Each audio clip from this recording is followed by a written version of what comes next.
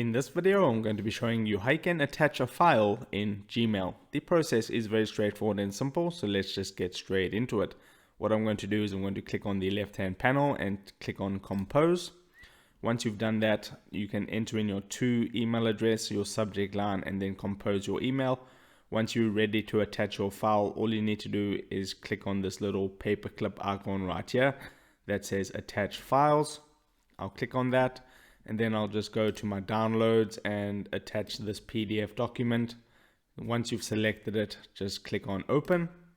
That will begin loading up the attachment into the email. And now you can see it says untitled document.pdf and it is attached right now. If you made a mistake and you attached the wrong file, you can click this little X icon right here and that will get rid of the attachment. But once you've selected your attachment, uploaded it, you'll just have to click on the send button and send that off. So if this video helped you out, don't forget to drop a like onto it and subscribe for more, and I'll see you in the next video. Take care.